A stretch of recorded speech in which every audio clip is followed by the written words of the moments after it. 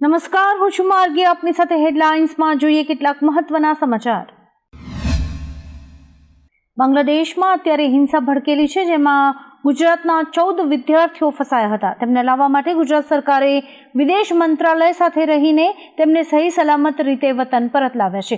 તેઓ બાંગ્લાદેશમાં MBBSના અભ્યાસ માટે ગયા હતા. વિદ્યાર્થીઓ હેમખેમ ફરી પોતાના વતન આવી જાય તે માટે CM ભૂપેન્દ્ર પટેલે બિન નિવાસી ગુજરાતી ફાઉન્ડેશનને સૂચનાઓ આપી હતી અને હવે એ ફસાયેલા 14 વિદ્યાર્થીઓ વતન પરત ફર્યા છે. પાકિસ્તાનમાં આવેલા ખૈબર પખ્તુનખ્વા પ્રાંતમાં અત્યાચારોના લીધે નાગરિકોનો રોષ ફાટી નીકળ્યો છે, જેથી અફઘાન પશ્તુનોએ જર્મનીના ફ્રેન્કફર્ટ શહેરમાં પાકિસ્તાન વાણિજ્ય દૂતાવાસનો ઘેરાવો કરીને વિરોધ પ્રદર્શન કર્યું હતું. આ ઉપરાંત દૂતાવાસની ઇમારત પર ફરકી રહેલો પાકિસ્તાની રાષ્ટ્રીય ધ્વજ પણ બળજબરીથી નીચે ફેંકી દીધો હતો. આ ઘટના બાદ 2 લોકોને ઝડપી લેવાયા હતા. જોકે આ ઘટનાનો પાકિસ્તાને ભારે વિરોધ કર્યો છે. સુપ્રીમ કોર્ટમાં નીટ વિવાદ પર સુનાવણી ચાલી રહી છે. ફરી પરીક્ષા લેવા અંગેનો નિર્ણય આજે આવી શકે છે. સુનાવણી દરમિયાન NTAએ સ્વીકાર્યું કે 3300થી વધુ વિદ્યાર્થીઓને ખોટા પેપર આપવામાં આવ્યા હતા. તેમને SBIને બદલે કેનેરા બેંકના પેપર આપવામાં આવ્યા હતા.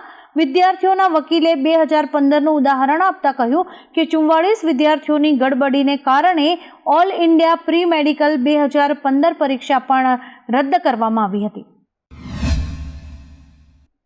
પાડોશી દેશ ભૂતાનના રાજા અને વડાપ્રધાન નર્મદાના કેવડિયા સ્થિત વિશ્વની સૌથી ઊંચી પ્રતિમા એટલે કે સ્ટેચ્યુ ઓફ યુનિટીની મુલાકાતે આવ્યા છે. ગુજરાતની 3 દિવસની મુલાકાતે આવેલા ભૂતાનના રાજા અને PMનું વડોદરા એરપોર્ટ પર આગમન થયું હતું, જ્યાં રાજ્યમંત્રી જગદીશ વિશ્વકર્માએ તેમનું સ્વાગત કર્યું હતું. આ સાથે જ ગુજરાતની સંસ્કૃતિની ઝલક આપતા કાર્યક્રમ વડે તેમનું સ્વાગત કરાયું હતું. હાર્દિક પંડ્યાની જગ્યાએ સૂર્યકુમારને T20 ટીમના કેપ્ટન બનાવાયા છે. BCCIના ચીફ સિલેક્ટર અજીત અગરકરે એક પ્રેસ કોન્ફરન્સમાં કહ્યું, જ્યારે હાર્દિકની જગ્યાએ સૂર્યકુમારને T20 કેપ્ટન બનાવવાનો નિર્ણય લેવાયો ત્યારે ફિટનેસ, ડ્રેસિંગ રૂમમાંથી મળેલા ફીડબેક અને સતત ઉપલબ્ધતા તેમના પક્ષમાં રહી.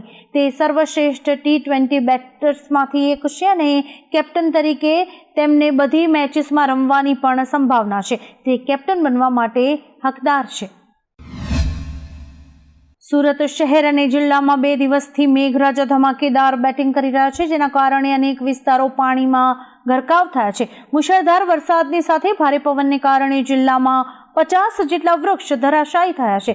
પાણી ભરાવા અને વૃક્ષો ધરાશાયી થતા સુરત જિલ્લાના 22 મુખ્ય રસ્તાઓ બંધ છે. કામરેજમાં 1, પલસાણામાં 6, બારડોલીમાં 10 અને માંડવીમાં 5 રસ્તાઓ બંધ કરાયા છે, જેના લીધે જનજીવનને વ્યાપક અસર થઈ છે. રાજ્યમાં વરસાદી માહોલ છે. ખાસ કરીને સૌરાષ્ટ્રમાં ભારે વરસાદ ખાબકી રહ્યો છે. ભારે વરસાદથી ઘેડ વિસ્તારના 15થી વધુ ગામ સંપર્ક વિહોણા થયા છે. કાસાબડ, છત્રવા, જમરા, મહિયારી, ભોગસર, ધરસન, કવલાકા, તરખાઈ ગામ સહિત 15 જેટલા અન્ય ગામોનો સંપર્ક થઈ શકતો નથી અને ગ્રામજનો મુશ્કેલીમાં મુકાયા છે. કેશોદમાં આવેલા શેરગઢમાં છેલ્લા 1 કલાકમાં 5 ઇંચ વરસાદ ખાબક્યો છે. વેરાવળમાં પણ ઠેર ઠેર વરસાદને કારણે પાણી ભરાઈ ગયાની સમસ્યા સામે આવી રહી છે. સોસાયટીમાં પાણી ઘૂસી જતા ઘરવખરી પણ પલળી ગઈ છે અને ભારે નુકસાન થયું છે. ત્યારે તંત્રના પ્રી મોન્સૂન પ્લાન સામે લોકોમાં ભારે રોષ જોવા મળી રહ્યો છે. જોકે હવામાન વિભાગ દ્વારા આગામી 4 દિવસ ભારે વરસાદની આગાહી કરવામાં આવી છે અને ઘણા જિલ્લાઓમાં રેડ એલર્ટ પણ જારી કરાયું છે. સુપ્રીમ કોર્ટે સોમવારે ઉત્તર પ્રદેશની યોગી સરકારને મોટો ઝટકો આપ્યો છે. કવર માર્ગ પર આવતી દુકાનો પર દુકાનદારોના નામ લખવાની યોગી સરકારની સૂચનાના અમલ પર કોર્ટે પ્રતિબંધ મૂક્યો છે. આ સાથે જ સરકારે ઉત્તર પ્રદેશ, મધ્યપ્રદેશ અને ઉત્તરાખંડની સરકારોને નોટિસ પાઠવીને તેમનો જવાબ માંગ્યો છે. આ મામલામાં આગામી સુનાવણી 26મી જુલાઈએ થશે. દ્વારકાના કલ્યાણપુરમાં આજે વહેલી સવારથી જ ભારે વરસાદ ખાબકી રહ્યો છે. ભારે વરસાદને પગલે રસ્તાઓ બેટમાં ફેરવાયા છે અને ખેતરોમાં પાણી ફરી વળ્યા છે. આબ ફાટ્યા જેવી સ્થિતિ અત્યારે તમામ તાલુકામાં દેખાઈ રહી છે. ટંકારિયા ગામની શાળાના ગ્રાઉન્ડમાં તો તળાવ ભરાયું હોય તેવા દ્રશ્યો સામે આવ્યા છે, તો બીજી તરફ સુરતમાં પણ જળબંબાકારની સ્થિતિ સર્જાઈ રહી છે.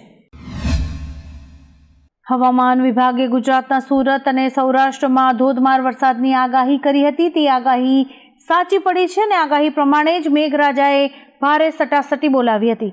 બીજી તરફ દ્વારકા અને પોરબંદરમાં પણ 15 ઇંચ વરસાદ ખાબક્યો છે. બંગાળની ખાડીમાં સર્જાયેલું લો પ્રેશર મધ્યપ્રદેશ થઈને ગુજરાત તરફ આગળ વધી રહ્યું છે.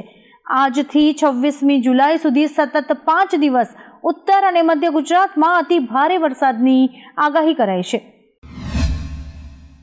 રાજ્યમાં ચાંદીપુરા વાયરસથી મોતનો આંકડો વધ્યો છે. પાલનપુરની બાળકીનું શંકાસ્પદ મોત થતાં સ્થાનિકોમાં ચકચાર મચી છે. પુણેથી રિપોર્ટ આવે તે પહેલા જ શંકાસ્પદનું ચાંદીપુરાથી મોત થયું છે. ચાંદીપુરા કેસને લઈને આરોગ્ય વિભાગ હવે એક્શન મોડ પર છે, જેમાં આજથી જ કેન્દ્રીય આરોગ્યની ટીમ ગુજરાતમાં છે અને આરોગ્યની ટીમ દવાઓ, દર્દીઓ અને મેડિકલ સુવિધાઓ સહિતની પરિસ્થિતિનો તાગ મેળવશે. યુએસએ પ્રમુખ જો બાઇડને રવિવારે પુનઃ ચૂંટણી નહીં લડવાનો નિર્ણય લીધો છે. તેમણે ડેમોક્રેટિક પાર્ટીના રાષ્ટ્રપતિ પદની ઉમેદવારી માટે ઉપરાષ્ટ્રપતિ કમલા હેરિસના નામને સમર્થન આપ્યું હતું. બાઇડન ચૂંટણીની રેસમાંથી બહાર થયાની મિનિટો પછી જ રિપબ્લિકન પાર્ટીના ઉમેદવાર ડોનાલ્ડ ટ્રમ્પે કહ્યું કે 81 વર્ષીય જો બાઇડન કરતાં કમલા હેરિસને હરાવવાનું સરળ રહેશે. અમદાવાદમાં તંત્રની ઘોર બેદરકારીને કારણે કોઈ માસૂમનો જીવ જતો રહે એવી નોબત આવી છે. અમદાવાદ શહેરમાં સ્ટ્રીટ લાઇટના પોલ્સમાં અને વીજળી પોલ્સની આસપાસ ખુલ્લા વીજ તાર જોવા મળી રહ્યા છે. જો તમે વરસાદી માહોલમાં બહાર નીકળો છો અને આસપાસ વીજ પોલ કે ખુલ્લા વીજ તાર દેખાય છે તો તેનાથી દૂર રહેજો, નહીંતર તમારો જીવ જતો રહેશે. જ્યારે કે સ્ટેન્ડિંગ કમિટીની ચેરમેનની ઓફિસથી 500 મીટર દૂર જ ખુલ્લા વીજ તાર જોવા મળ્યા છે. આમ છતાં પણ તંત્ર કોઈ જ કાળજી નથી લઈ રહ્યું.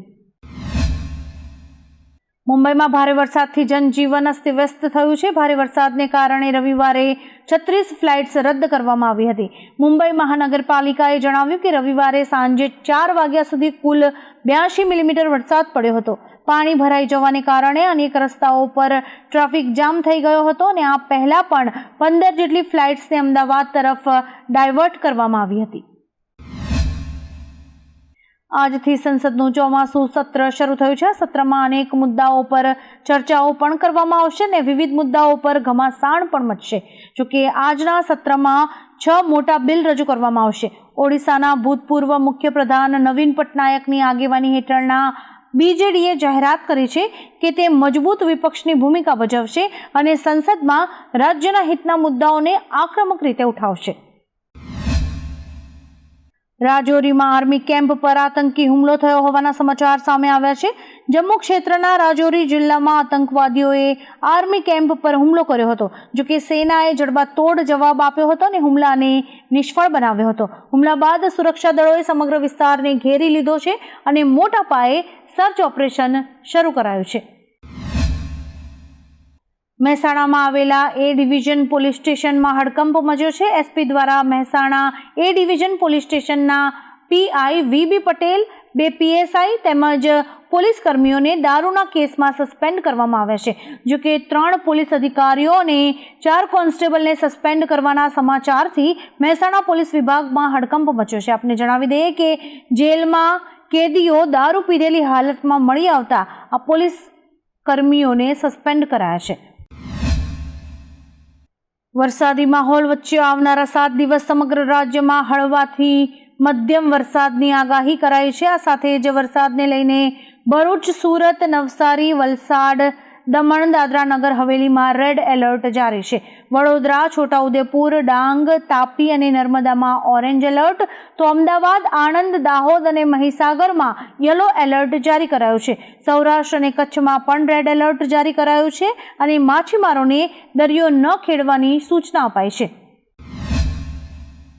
રાજધાની દિલ્હીમાં એક મોટી દુર્ઘટના સામે આવી છે. અહીં એક ડીટીસી બસ મેટ્રોના પિલર સાથે અથડાઈ હતી, જેમાં એક મહિલાનું મોત થયું છે, જ્યારે કે આ અકસ્માતમાં 23 લોકો ઘાયલ થયા હોવાની માહિતી મળી રહી છે. આ ઘટના અંગે પોલીસે કહ્યું કે ઘાયલ લોકોને સારવાર અપાઈ રહી છે અને આ મામલે એફઆઈઆર નોંધીને આગળની કાર્યવાહી કરાશે.